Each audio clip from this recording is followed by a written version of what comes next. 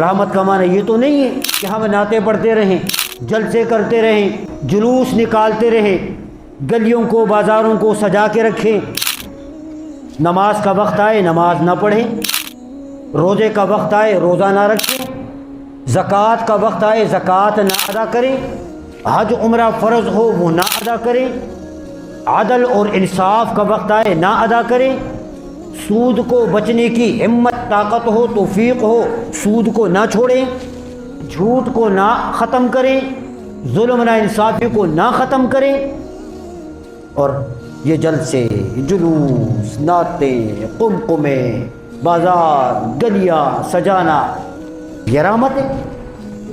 بول کیوں نہیں رہے آپ؟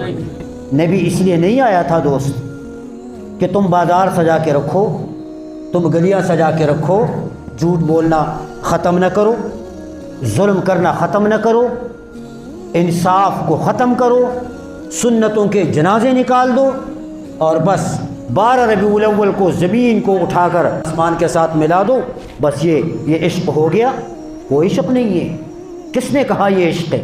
قرآن کریم میں اللہ تبارک و تعالی نے فرمایا وما ارسلناک الا رحمۃ للعالمین، کہ اے پیغمبر ہم نے ساری کائنات کے لیے تجھے رحمت بنا کر بھیجا ہے۔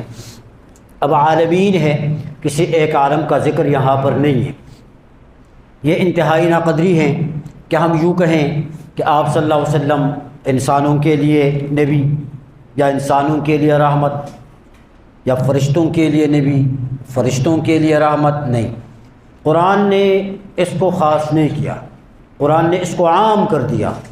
لوگوں کی طرف جب نبوت اور رسالت کی باری آتی ہے تو اللہ اپنے اسی پیغمبر سے کہلوا رہا ہے کہ آپ اعلان کر دے یا ایھا الناس انی رسول اللہ الیکم جمیعا، کہ اے لوگو میں تم سب کی طرف اللہ کا رسول بن کر آیا ہوں۔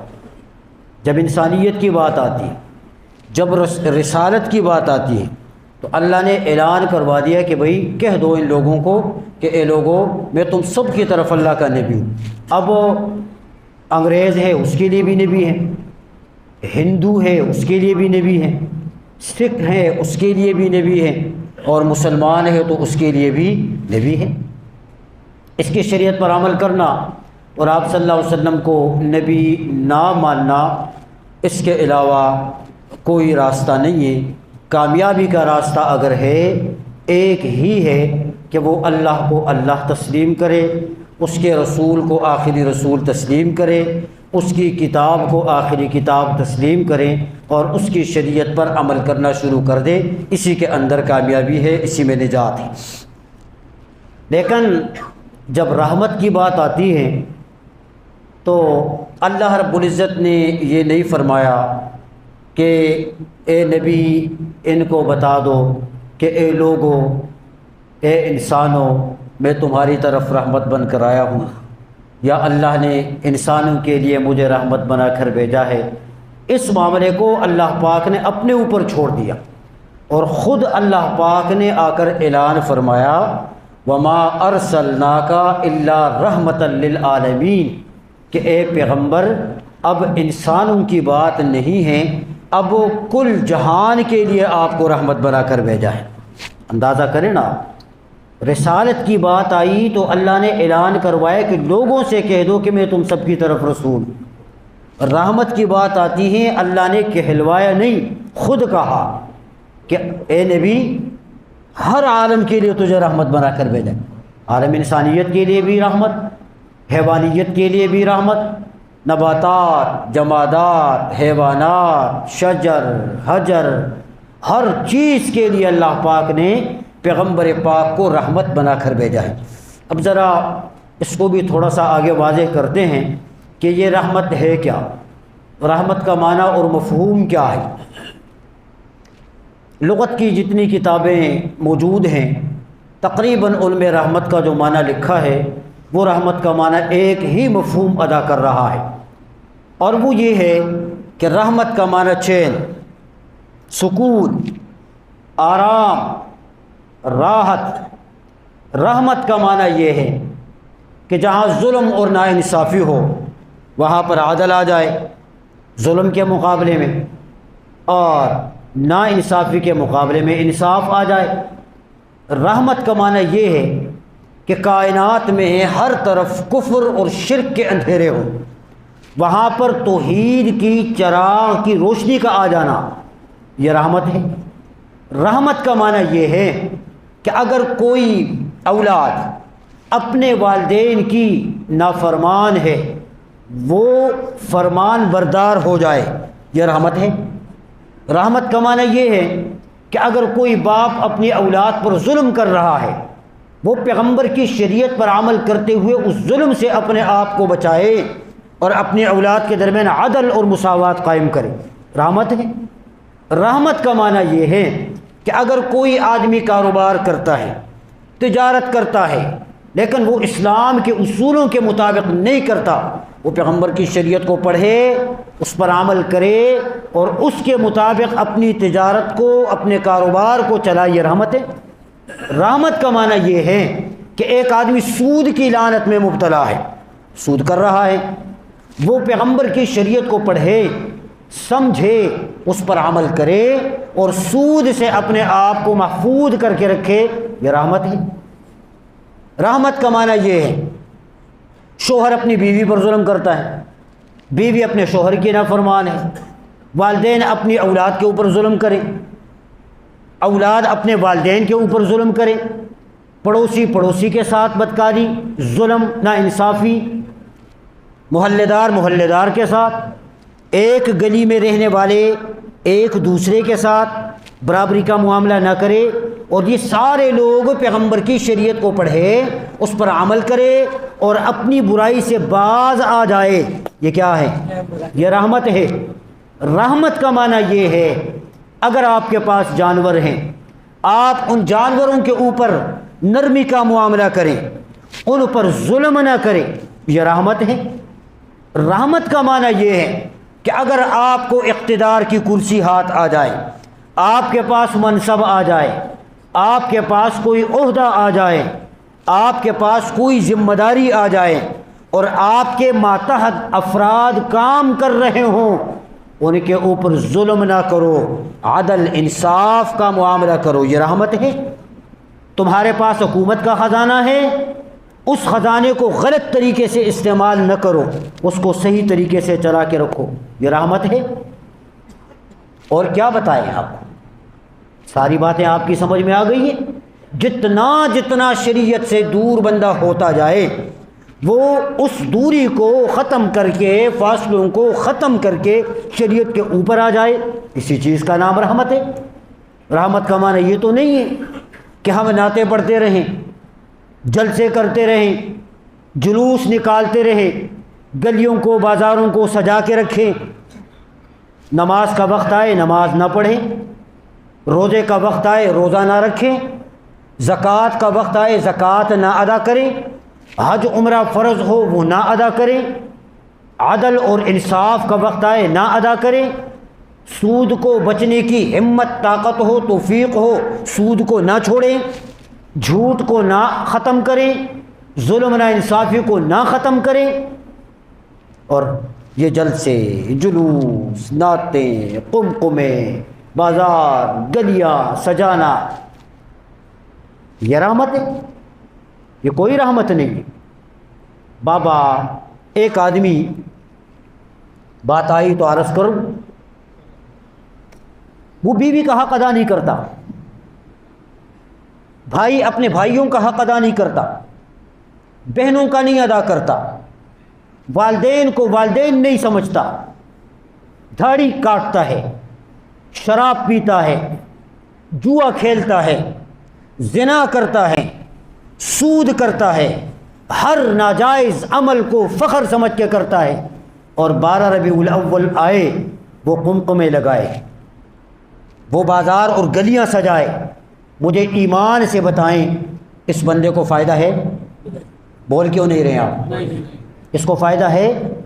نبی اس لیے نہیں آیا تھا دوست کہ تم بازار سجا کے رکھو، تم گلیاں سجا کے رکھو، لیکن جھوٹ نہ بول، جھوٹ بولنا ختم نہ کرو، ظلم کرنا ختم نہ کرو، انصاف کو ختم کرو، سنتوں کے جنازے نکال دو، اور بس 12 ربیع الاول کو زمین کو اٹھا کر آسمان پہ، زمین کو اٹھا کر آسمان کے ساتھ ملا دو، بس یہ عشق ہو گیا؟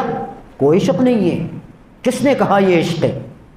یہ تو جہالت ہے، یہ تو ناسمجھی ہے کہ جس میں ہم پڑے ہوئے ہیں۔ رسول اس لیے آیا تھا کہ اسے اللہ پاک نے دین عطا کیا تھا، شریعت عطا ہوئی، احکامات ملے، ایک گمراہی سے نکالنے کا راستہ ملا، اس پہ ہم عمل کریں نا، مزہ تو تب آئے، مزہ تو تب آئے۔ میں نے ایک جملہ پچھلے جمعے کو بھی کہا تھا کہ جھنڈیاں لگانے سے رسول خوش نہیں ہوتا، بازار سجانے سے رسول خوش نہیں ہوتا، رسول اسی سے خوش ہوتا ہے جو وہ امت کے لیے لے کر آیا ہے۔ اس پر عمل کرنے سے رسول خوش ہوتا ہے، اس پر عمل کرنے سے اللہ خوش ہوتا ہے، اس پر عمل کرنے سے زندگی بنتی ہے، اس پر عمل کرنے سے قبر کی زندگی بنے گی، حشر کی زندگی بنے گی اور آخرت کی زندگی بنے گی۔ دعا کرو اللہ اسی عظیم رسول کے عظیم دین کو سمجھنے کی توفیق نصیب فرمائے۔ یہ بہت بڑی کمزوری ہے جو ہم میں پائی جاتی ہے، مجھ میں بھی پائی جاتی ہے۔ یہ نہیں کہ میں یہاں بیٹھ کے فرشتہ بن گیا ہوں، مجھ میں بھی کمیاں ہیں بہت زیادہ، آپ میں بھی کمی ہے بہت زیادہ۔ یہ کمی ہم دور کریں گے تو انشاءاللہ پھر کامیابی کے راستے پر ہم چلیں گے۔ ہاں، ربیع الاول بتاؤ لوگوں کو کہ بھئی یہ نہ کرو، یہ نہ کرو، یہ نہ کرو، یہ نہ کرو۔ کہتے ہیں یہ پیغمبر کا گستاخ ہے، یہ رسول کو نہیں مانتا، یہ رسول کی عظمت کو نہیں مانتا، رسول کی عظمت کو گھٹاتا ہے۔ ہاں، میں کہتا ہوں کہ میں رسول کی عظمت کو گھٹاتا ہوں، میں کہتا ہوں، میں مانتا ہوں، لیکن کون سی عظمت کو گھٹاتا ہوں؟ کون سی عظمت کو گھٹاتا ہوں؟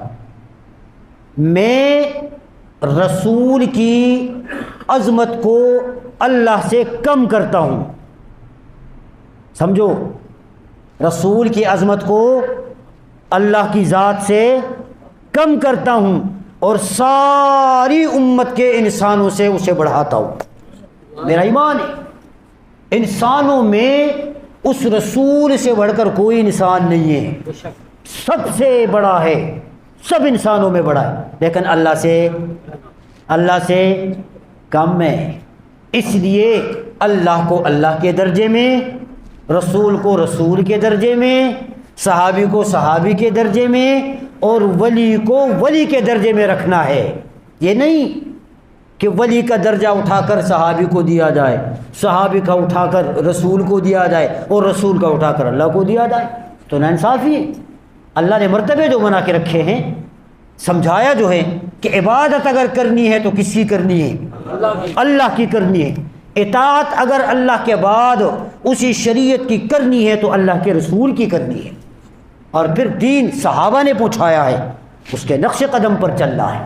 تو صحابہ نے تو یہ نہیں سکھایا جو آج کل میں کر رہا ہوں، جو آج کل آپ کر رہے ہیں، جو آج کل ہمارا یہ معاشرہ کر رہا ہے۔ صحابہ نے یہ سکھایا ہے؟ ایمان سے بتاؤ یار، پھر ہم کیوں کر رہے ہیں؟ ہم کیوں نہیں منع کر رہے ہیں؟ جو ہمارے گھر کے اندر ہمارا بیٹا کر رہا ہے اسے ہم نصیحت کیوں نہیں کر رہے ہیں؟ بھائی کر رہا ہے اسے نصیحت کیوں نہیں کر؟ کیا ایک ہی معمولی سے لمحے کے اندر اس کو یوں کر کے ختم کر دیا جائے کہ 12 ربیع الاول سال میں ایک دفعہ آتا ہے، چلو یار کوئی نہیں کر، ایک ہی دفعہ آتا ہے چلو چھوڑو کوئی نہیں؟ ایسا ہوتا ہی نہیں ہوتا، ایسا کہتے نہیں کہتے بابا، اسی ایک موقع کے اوپر تو آ کر کام کرنا ہے، اسی موقع کی طرف تو شریعت کے احکامات متوجہ ہیں۔ اب گھر میں فوتگیاں روزانہ تو نہیں ہوتی اور شادیاں بھی روزانہ نہیں ہوتی، کبھی کبھار ہو جاتی، تو غمی میں بھی ہمیں پیغمبر نے بتایا ہے کہ غم کے موقع پر یہ کام کرنا ہے۔ اپنے گریبانوں کو پاڑ کے نہیں کرنا، اپنے رخساروں کو نہیں مارنا، جاہلیت کی طرح چیخ و پکار نہیں کرنی۔ کیا کرنا ہے؟ صبر کرنا ہے، صبر کرنا ہے۔ ہاں، اس پر صبر کرو گے اللہ اس میت کی بھی مغفرت کرے گا اور تمہیں بھی اس کا اچھا بدلہ عطا کرے گا۔ اور صبر نہیں کرو گے تو کیا کر لو گے؟ کر تو کچھ نہیں سکتا بندہ، جس نے مرنا ہے جانا ہے وہ تو ویسے بھی جائے، اس کا وقت پورا ہے۔ ہم لاکھ رونا پیٹنا شروع کر دیں ہم تو اسے واپس نہیں کر سکتے۔ صبر تو صبر ہے۔ رسول اکرم صلی اللہ علیہ وسلم راستے پر ایک مرتبہ تشریف لے کر جا رہے تھے، ایک دیکھا بڑھیا ہے، اس کا بیٹا مر گیا ہے، رو رہی، چیخ رہی ہے، فریاد کر رہی ہے، چیخ و پکار۔ پیغمبر پاک صلی اللہ علیہ وسلم نے فرمایا کہ صبر کرو۔ اس بوڑھے عورت سے فرمایا صبر کرو۔ اب ظاہر بات ہے اس نے بات تو سنی، پیغمبر آگے کو تشریف لے کر گئے، اب پیچھے سے اس عورت نے کہا اے صبر کرو، صبر کرو، صبر، جوان بیٹا مر گیا ہے اور اس موقع پر صبر کروں، یہ کون سی بات ہو گئی؟ ایسے موقع پر صبر کون کر سکتا ہے؟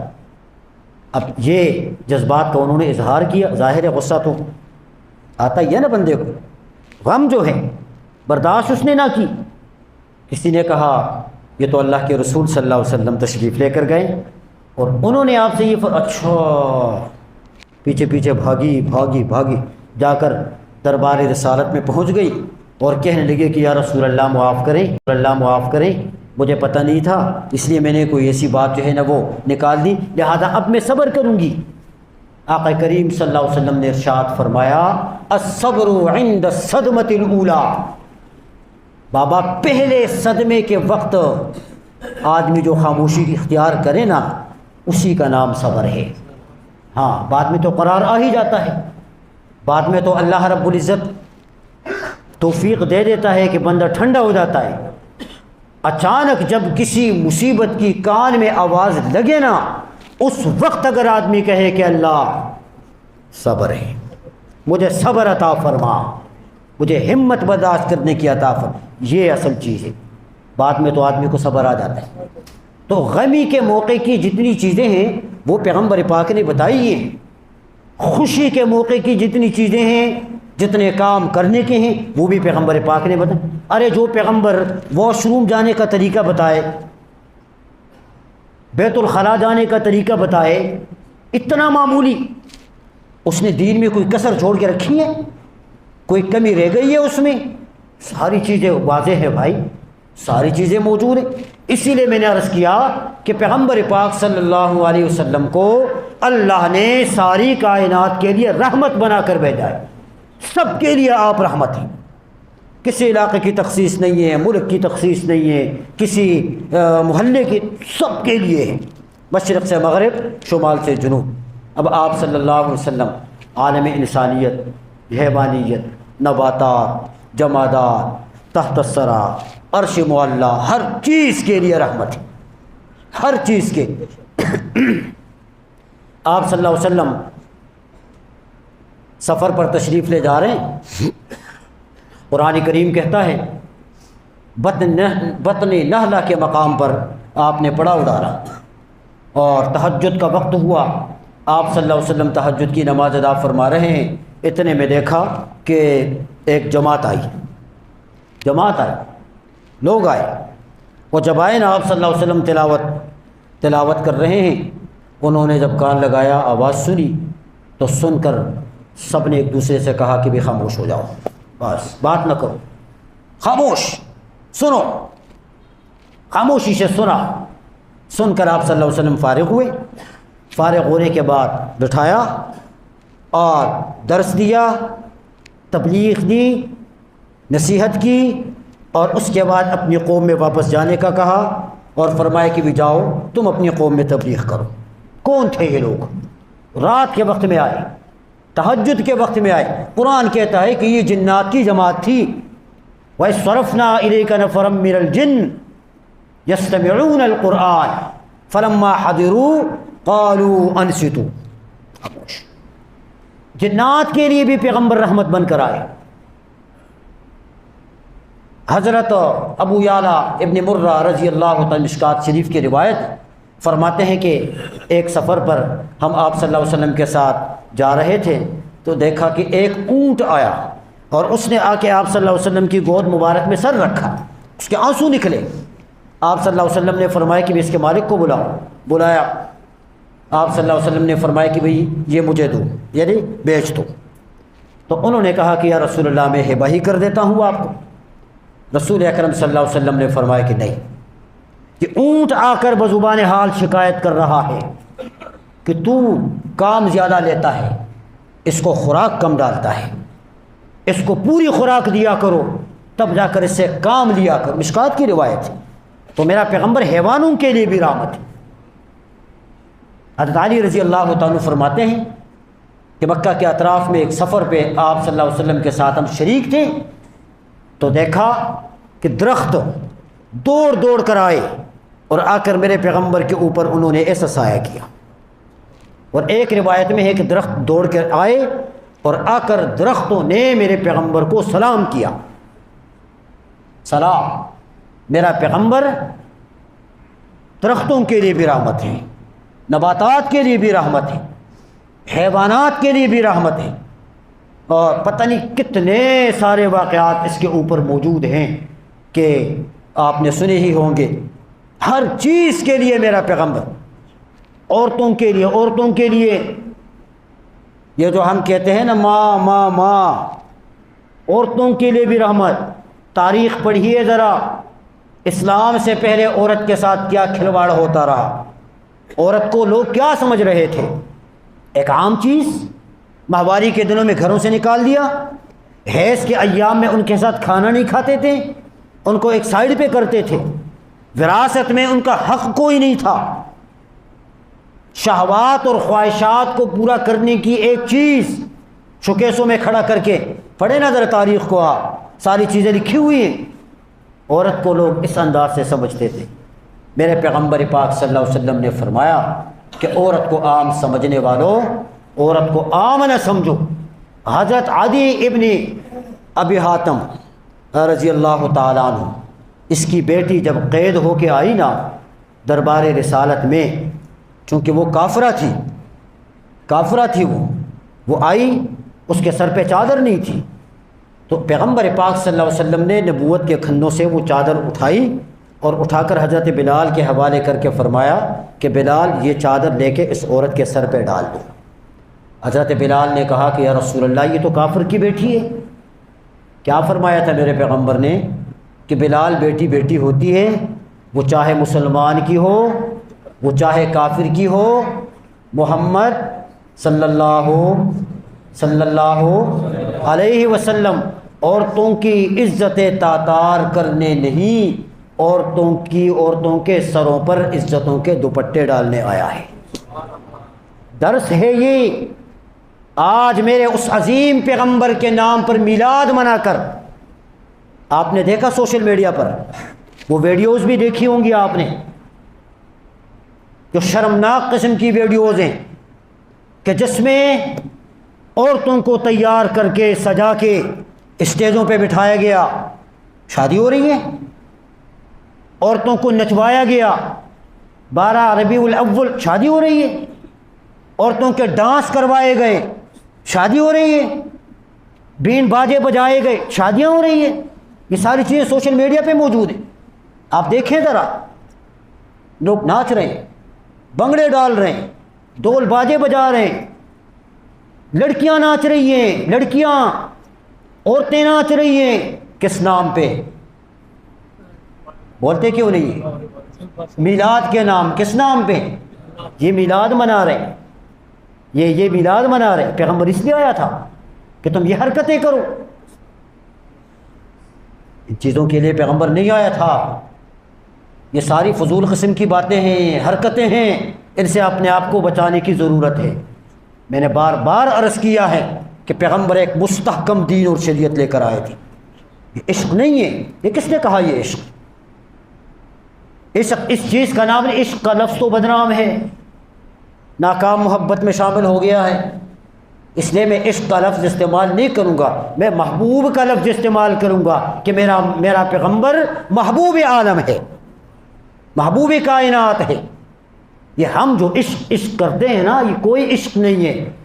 عشق کیا تھا تو بلال نے کیا تھا کہ جس نے تپتی ہوئی ریت پر لیٹ کر عہد کی صدائیں لگائی تھی۔ عشق کا پوچھنا ہے، حضرت خبیب سے پوچھیں کہ جس کی کمر کی چمڑی سے بھیگتی ہوئی آگ بجھ جاتی تھی۔ عشق کا پوچھنا ہے، حضرت خباب سے پوچھا جائے کہ مکہ کا ظلم و جبر اس کا خمار عشق اتار نہ سکا۔ عشق کا پوچھنا ہے، حضرت عمار سے پوچھا جائے کہ جس کو گھسیٹا گیا۔ عشق کا پوچھنا ہے، حضرت سمیہ سے پوچھا جائے کہ ابو جہل نے برچھی مار کر اسے 2 ٹکڑے کر دیا تھا۔ اس کا پوچھنا ہے حضرت بلال سے پوچھا جائے کہ جسے گھسیٹا جاتا تھا لیکن وہ پھر بھی عہد کی آوازیں لگاتا تھا۔ عشق کا پوچھنا ہے امام ابو حنیفہ سے پوچھا جائے کہ جس کا جنازہ جیل سے اٹھا۔ امام مالک سے پوچھا جائے کہ جو عشق میں ایک پل بھی مدینہ سے باہر رہنا گوارا نہیں کرتا تھا۔ شاہ ولی اللہ سے پوچھا جائے کہ جس کے پنجے ناخن کھچوائے گئے۔ حضرت مجدد الفسانی سے پوچھا جائے کہ گوالیار کی قید میں جس نے سنت رسول کو زندہ کر کے اصحاب محمد کی محبت کا نعرہ لگایا تھا۔ اور عشق کا پوچھنا ہے بڑے بڑے اولیاء ہیں کہ جنہوں نے اپنی زندگیاں کٹوائی لیکن پیغمبر کی شریعت پر آنچ آنے نہیں دیا۔ ہمارا کیا عشق ہے؟ ہم نے تو بدنام کر کے رکھ دیا۔ خیر، میں عرض کر رہا تھا کہ عورت کے ساتھ یہ والا معاملہ ہو رہا تھا۔ پیغمبر نے فرمایا کہ عورت کو عام نہ سمجھو، عورت کی 4 حیثیتیں ہیں۔ عورت اگر تیری بیٹی ہے یہ تیری عزت ہے، اگر تیری بہن ہے تیری آبرو ہے، اگر تیری بیوی ہے اس کا نان نفقہ تیرے ذمہ واجب ہے، اور اگر تیری ماں ہے تو اس کے قدموں کے نیچے جنت ہے۔ آپ نہ سمجھو کون سی جنت؟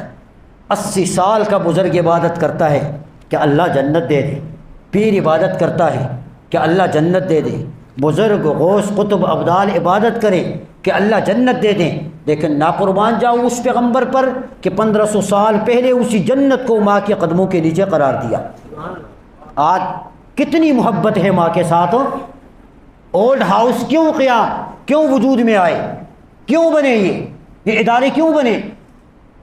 ماں باپ بوڑھے ہو جاتے ہیں، چلو جی نکال دو گھر سے باہر، اور ادھر حاجی بن کے 5 یہاں تک کے لے کے آئے گا، بڑا لمبا کرتا پہنے گا، سال میں 1-2 عمرے کرے گا، حج بھی جا کے کرے گا، نہ باپ کا پوچھتا ہے نہ ماں کا پوچھتا ہے۔ پیغمبر کی رحمت یہ نہیں ہے۔ پیغمبر نے تو جنت کو ماں کے قدموں کے نیچے قرار دیا تھا اور فرمایا تھا کہ جنت کے 8 دروازے ہیں پر ایک دروازہ باپ کی رضامندی کا ہے۔ اسی پیغمبر نے تو فرمایا تھا کہ اللہ نے اپنی رضامندی باپ کی رضامندی میں رکھی ہے، باپ ناراض تو اللہ ناراض ہے۔ اس بات کی حدیث کیوں نہیں سمجھ آ رہی یہ بات؟ قرآن نے کہا، اسی پیغمبر نے فرمایا کہ بابا سود سے اپنے آپ کو بچا کے رکھو۔ 1 پائی کھاؤ گے نا، 66 عورتوں کے ساتھ زنا کرنے کا گناہ کم ہے، سود کے 1 پائی کھانے کا گناہ زیادہ ہے۔ اسی پیغمبر نے تو فرمایا کہ بھئی جو سود کا 1 پائی کھائے نا وہ ایسا ہے جیسا وہ اپنی ماں کے ساتھ زنا کرے۔ کتنے لوگ ہیں کہ جو کاروبار سود کے بغیر نہیں چلا سکتے، نہیں چلا رہے۔ اسی قرآن نے تو کہا ہے کہ جھوٹوں پر اللہ کی لعنت ہے۔ اسی قرآن نے تو کہا ہے کہ ظالم کے ساتھ اللہ محبت نہیں کرتا۔ نہیں بتائی ساری چیزیں؟ اسی قرآن نے تو کہا ہے کہ یتیم کے ساتھ شفقت کا معاملہ کرو، یتیم کا مال نہ کھاؤ، یتیم کو نہ حق دھکے نہ دو۔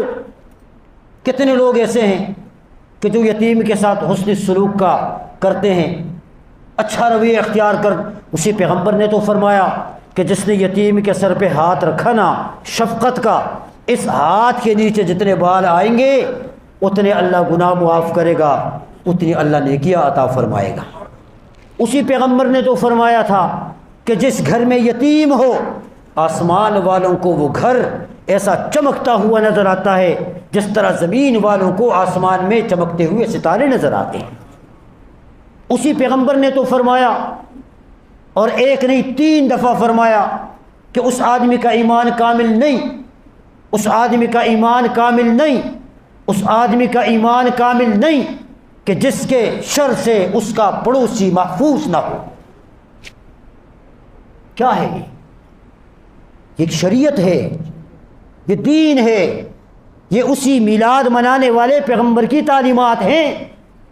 اسی پیغمبر نے تو فرمایا کہ راستے سے تکلیف دہ چیز کو ہٹاؤ، تمہیں اللہ صدقے کا ثواب دے گا۔ اسی پیغمبر نے تو فرمایا کہ کسی مومن کے ساتھ خند پیشانی سے ملو تمہیں اللہ صدقے کا ثواب دے گا، اسی پیغمبر نے تو فرمایا کہ اپنے ماں باپ کو محبت کی نظر سے دیکھو، اللہ مقبول حج اور عمرے کا ثواب عطا کرے گا۔ اسی پیغمبر نے تو فرمایا کہ بھی مسجد کی طرف نماز پڑھنے کے لیے جاؤ تو ہر ایک قدم پر تمہارے گناہ معاف ہو کر تمہیں ہر قدم پر اللہ نیکی عطا فرمائے گا۔ کتنی چیزیں بتاؤں آپ کو، یہ ساری شریعت نہیں ہے؟ بولتے نہیں آپ، خاموش کیوں ہو گئے؟ اس کے اوپر عمل کتنا ہو رہا ہے؟ جی اس پر عمل کرنے کی ضرورت ہے، اور یہی کامیابی کا ضامن ہے۔ خدا کی قسم اگر پیغمبر کی شریعت کو مسخ کر دیا جائے، سنتوں کے جنازے نکال دیے جائیں، شریعت کے ساتھ مذاق کر دیا جائے، اس پر عمل نہ ہو، لاکھ عبادتیں براہ نام ہم کرتے رہیں، اس کا کوئی فائدہ نہیں ہے، اس کا کوئی فائدہ نہیں۔ یہ مطلب نہیں ہے کہ ہم میں سے ہر بندہ مولوی بنے تو کامیابی ہے، ہر بندہ مفتی بن جائے تو کامیابی ہے۔ بابا جو جس درجے میں ہے اس درجے میں دین کو سیکھیں، اس درجے میں دین کو پڑھیں، اس درجے میں دین کو سمجھیں اور اس کے اوپر عمل کریں۔ آپ وقت کے ولی بن سکتے ہیں، وقت کے ولی بن سکتے ہیں۔ آپ اپنے گھروں کا ماحول شریعت کے مطابق ہم بنانے کی کوشش کریں، بچوں کی دینی تربیت ہم کریں، خود اپنے جسم پر اس باڈی کے اوپر شریعت کا نظام نافذ کرنے کی ہم کوشش کریں۔ حکمرانوں کو گالیاں دینا یہ بات کی بات ہے، ملک کی تقدیر کو تبدیل کرنے پر تبصرے کرنا یہ بات کی بات ہے۔ کام ہم شیطان والے کریں سارے، اور خواب دیکھے کہ عمر ابن عبدالعزیز جیسا حکمران ہمیں ملے گا، کلا و حاشا، کچھ نہیں ہوگا۔ ہر بندہ اپنی اپنی ذمہ داری کو صحیح طریقے سے سمجھ کے اس کے اوپر کام کرے، ملک خود بخود ٹھیک ہو جائے۔ بڑوں کی عادتیں ہم نے خراب کر کے رکھی ہیں۔ آپ مجھے بتائیں، یہ بجلی جو چوری کرتا ہے ملک کا وزیر اعظم کرتا ہے ہمارے گھر سے؟ بولتے کیوں نہیں؟ ہماری گلی سے آپ کے علاقے کا وزیر آ کے چوری کرتا ہے، میں کرتا ہوں، آپ کرتے ہیں، تو نقصان کہاں جاتا ہے؟ اوپر کی طرف جاتا ہے۔ سود کا کاروبار اوپر کی سطح پر ہے، پر ہم نے جائزہ لیا ہے کبھی اپنا کہ اپنی اپنی دکانوں کا کاروبار کس لیول پر ہے؟ کوئی دو پیسے زیادہ نہ بنائے، نہ کم بنائے، حرام سے اپنے آپ کو بچا کر حلال پہ آ جائیں۔ مجال ہے کہ کوئی عمل کرنے کے لیے تیار ہو جائے۔ دلیل کیا ہے؟ اوپر کی طرف سے سسٹم اس طرح چلا آ رہا ہے تو ہم نیچے سے کیا کریں؟ تم بھوک سے مر جاؤ گے۔ تم ایک مرتبہ سود کو ختم کرنے کی ٹھان کے رکھو اور تہیہ کرو، کچھ بھی ہو جائے میں سود کا کام نہیں کروں گا۔ خدا کی قسم کھا کر کہتا ہوں، یہی نیت ہوگی تمہاری، کاروبار کو اللہ چمکا کے رکھ دے گا، بڑھ جائے گا، ہر چیز سے کاروبار اوپر کی طرف چلا جائے گا۔ جھوٹ ہم نہ بولیں، فراڈ ہم نہ۔ ایک ٹماٹر بیچنے والا جو ریڑھی لگاتا ہے میرا بھائی، روڈ پہ کھڑا ہوتا ہے، وہ میرے ساتھ، آپ کے ساتھ، قوم کے ساتھ، عوام کے ساتھ دھوکہ کرتا ہے نہیں کرتا؟ اس سے بات کرو تو وہ دلیل کیا دیتا ہے کہ مجھے مال منڈی سے ایسا ہی ملتا ہے۔ کدھر سے ملتا ہے؟ تو میں کیا کروں، گھر لے جاؤں؟ پیغمبر پاک صلی اللہ علیہ وسلم ایک مرتبہ راستے پر تشریف لے جا رہے تھے، ایک آدمی تو اس کے پاس گندم کا ڈھیر تھا پورا، بیچنے کے لیے اس نے گندم ڈال کے رکھی ہوئی تھی۔ آپ صلی اللہ علیہ وسلم نے دیکھا، دیکھ کر آپ نے اس ڈھیر کے اندر یوں ہاتھ ڈالا، ایسا تو اوپر اس نے خشک گندم ڈالی ہوئی تھی اور اندر ساری گندم گیلی تھی۔ تو گاہک کو جب وہ لے کے جاتا تھا اس کو نقصان ہوتا یا فائدہ ہوتا؟ نقصان ہو جاتا، کیونکہ وہ گندم ہے گیلی اور سوکھی کے ریٹ کے اوپر اس کو وہ دے رہے، تو 1 کلو کی جگہ پر وہ آدھا کلو بن جاتی اور قیمت 1 کلو کا وصول کر لیتا وہ۔ میرے پیغمبر نے ارشاد فرمایا، من غشنا فلیس منا، جس نے دھوکہ کیا نا وہ ہم میں سے نہیں ہے۔ آج ایک ریڑھی والا کتنا دھوکے میں آتا ہے، کرتا ہے، اب چیز کے ساتھ ہاتھ لگانے نہیں دیتا۔ بابا تمہاری چیز A کوالٹی کی ہے، B کوالٹی کی ہے، C کوالٹی، کیٹیگریاں بناؤ، جو A کوالٹی کا مال ہے اس کو سائڈ پہ رکھو، اس کی قیمت اس حساب سے لگاؤ، جس کو لینا ہے وہ لے لے گا۔ B والا مال دوسری کیٹیگری میں رکھو، اس کی قیمت ذرا کم رکھو، جس کو یہ لینا ہے وہ یہ لے لے گا۔ C والا مال ہے اس کو سائڈ پہ رکھو، جس کو یہ لینا ہے وہ یہ لے لے گا۔ کم از کم دھوکے سے تو بچ جاؤ گے نا۔ ایسا ہے یا نہیں ہے؟ ہاں، اللہ عمل کرنے کی مجھے اور آپ کو توفیق عطا فرمائے۔ وآخر دعوانا الحمد للہ رب العالمین۔